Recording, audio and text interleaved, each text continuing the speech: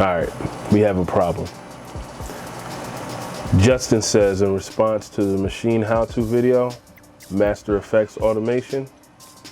So I did this, and now as soon as the pattern ends with the effect, the rest of the song reverts back to the high frequency, the effect he had on, since that's how the automation envelope began.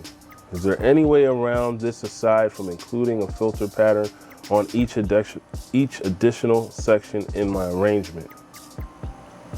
Well, you've got questions. I've got answers. Let's do this.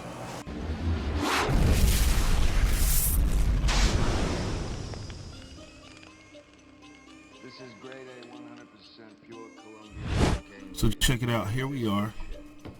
I have an instance of Maschine actually running inside Studio One right now, and I've pulled up an old, project. Actually, I'm not sure exactly what the tempo is, so give me just a second. I'm just gonna play that real quick, just to make sure. So yeah, that's not gonna cut it. Let's slow that down a bunch. I'm sure it was slower than that, but that's cool.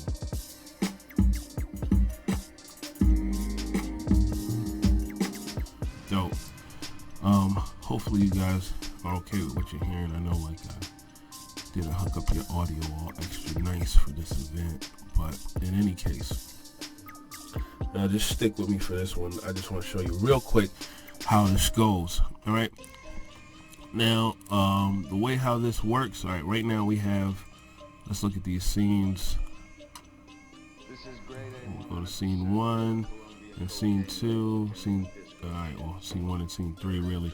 All right. There's a bit of difference there. So let's go ahead and answer these questions by setting up something first. So I'm going to add scene 1 followed by scene 3 followed by scene 1. The issue is you feel like everything's being affected even after the section that you want to affect the automation is done. So let's actually go through the process of doing this Master Effects routing, which we know what we do is we create a new group. And I'm actually, for that new group, we're only going to do it on scene 3. I'm going to create a pattern for that group. Simple double click there. And then let's handle some routing. You know, the real trick of the video was me showing you that, hey guys, instead of routing everything to the master, perhaps you route it to a separate, to another group instead. So in this case, we're going to have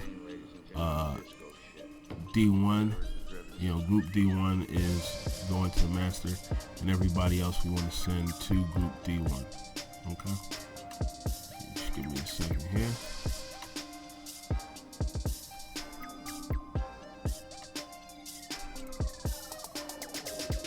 We need to put something on the group so that we'll catch it. So what we'll use for this group will actually be the filter. All right, I'll set the filter up so that we've got something to route things to. All right, so here we go, group D1. Everybody's going to group D1 except for D1, of course, which is going to the master. So if I were just to kind of back up and hit play, not sure how well you can hear that right now, but the filter is actually activated on group 1, and so you can actually hear that the highs are kind of removed. I'll play it again and adjust it so you can hear the difference.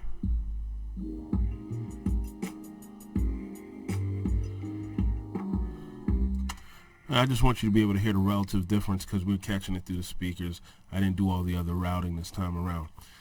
But the word relative is important for what we're doing here, because your issue is that we haven't taken into consideration that our automation is relative to the location or the state of the effect that you've put on the group. What do I mean by that? All right, so let's go back. I think it'll be easier for you to see from this page. Okay. Here we have the filter. It is only on scene 3. All right. However, everything is now routing regardless of the fact that I'm on this specific pattern, and this is where I'm going to put my automation. All these sounds are routing through this, through group D1 at the current state of the filter. So you must remember that your automation is relative to the state of your effect.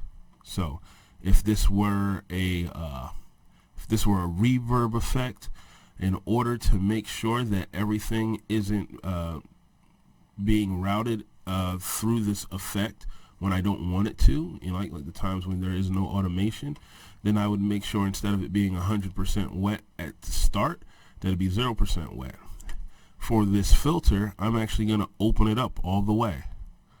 All right, and I make that the default state of my effect, because if I started here, right, and then did my automation, even outside of this pattern, I continue to hear the cutoff at 718 hertz. So I'm going to open this up all the way to make my effect almost non-effective. All right, and then I am going to start from the beginning of this, and then and only then will I then go ahead and record my automation. So I'm going to start from the beginning here. I'll hit play, and directly from the ring. And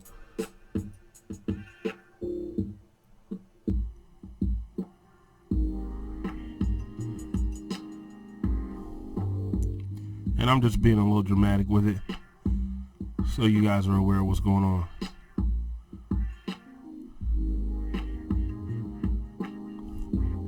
Again, picking you guys up through the mic, so I want to make sure you hear all this stuff. Okay, so here we go. Now I've made all these changes.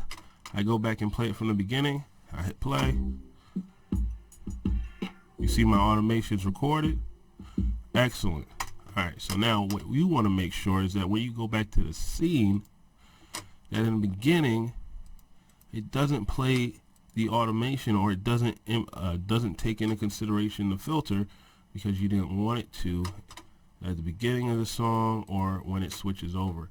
So what I'll do is I'm just going to start from measure number 6 to prove our point. Notice the effect being ineffective. And now we have the actual automation.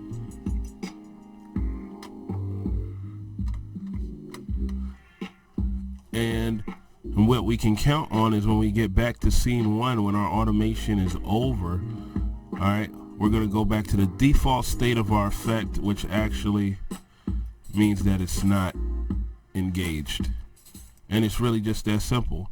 Thank you for asking the question. You know, I appreciate the opportunity to answer your questions. Hopefully this was helpful. I know I ran a little bit longer than usual, but as always, crescendo, keep getting bigger, better, increasing in intensity. One love, call that reverend.